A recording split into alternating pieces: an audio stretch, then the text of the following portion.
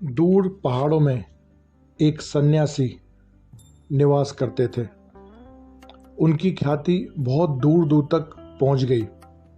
लोग कहते थे कि वो बहुत ज्ञानी हैं और लोगों की मदद करते हैं। उनकी ख्याति सुनकर एक परेशान महिला उनके पास पहुंची, प्रणाम किया और अपनी दुविधा इस तरह से बताई कि मेरा पति मुझे बहुत प्यार करता था, मेरा ध्यान रखता था, पर जब से वो युद्ध से लौटा है मेरी बात नहीं सुनता है। मैं परेशान हो गई हूँ। मेरी कोई भी चीज़ को मानने को तैयार नहीं है। मुझे ऐसा लगता है वो मुझे प्यार नहीं करता। आप मुझे उसका उपाय बताइए। ऋषि मुनि ने उस महिला को बोला कि मैं तुम्हारी समस्या का समाधान तो कर देता, तुम्हारे लिए जड़ी बूटी वगैरह तैयार कर देता, परंतु मेरे पास एक सामग्री खत्म हो गई है।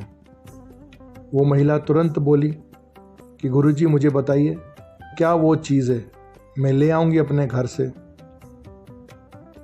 तो उन महात्मा ने बोला कि बेटा वो घर पे नहीं मिलेगी। तो महिला बोली जहाँ से भी मिलेगी मैं ले आऊँगी, आप मुझे बताइए। तो उन महात्मा ने उनको बोला कि जंगल में जो शेर होता है उस शेर का मूंछ का एक बाल चाहिए, उस बाल की ही कमी है, उसके बिना वो जड़ी बूटी बनेगी नहीं।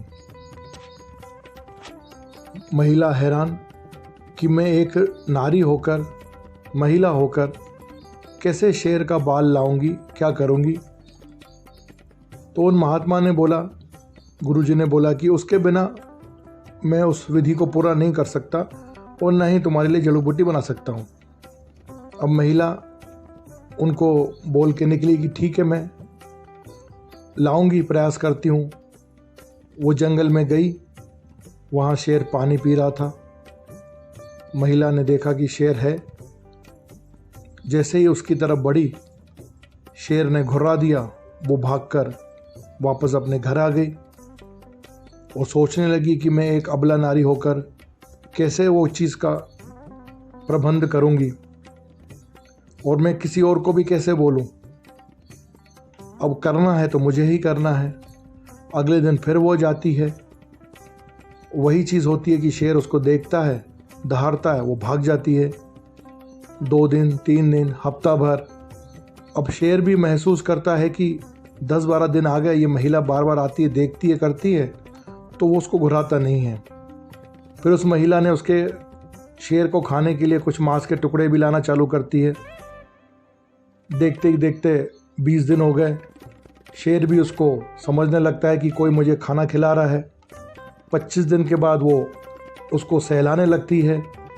सहलाते सहलाते एक दिन उसे लगता है कि अब शेर कुछ नहीं करेगा और वो उसका मूंछ का बाल निकाल के ले जाती है और महात्मा को दे देती है।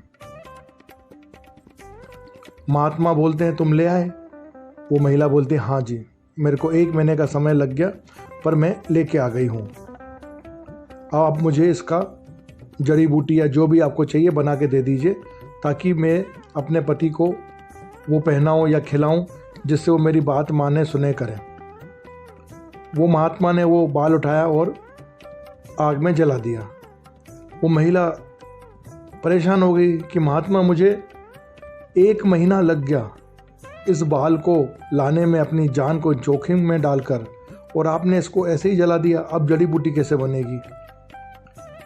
महात्मा ने बोला बेटा तुम्हें अब किसी भी जड़ी बूटी की जरूरत नहीं है। जब तुम अपने दृढ़ निश्चय से, संकल्प से, हिम्मत से एक हिंसक जानवर को भी अपने बस में कर सकती हो, अपने प्यार से, सूझबूझ से, तो क्या अपने पति को, अपने एक इंसान को प्यार से, सूझबूझ से वापस वैसा नहीं कर सकती? हो सकता है कि युद्ध के बाद उसकी मानसिक स्थिति अलग हो, परेशान हो। तो जब एक हिंसक पशु को अपने बस में कर सकते हो, तो क्या एक इंसान को अपने प्यार में, अपनी सूझबूझ से कुछ थोड़ा बहुत कंप्रोमाइज़, सेक्रीफाइस रिश्ता बचाने के लिए करना पड़े तो क्या हम नहीं कर सकते? क्योंकि जब हम सोच लें कि हमें कोई रिश्ता बचाना है तो हम उसे बचाते हैं, हर कीमत पर बचाते हैं। जब तुम अपनी जान जोखिम में डालकर शेर का सामना भी करने चली गई तो यानी तुम अपने पति को भी वापस अपने प्यार में या जैसे भी तुमको लग रहा था वैसा तुम कर सकती हो।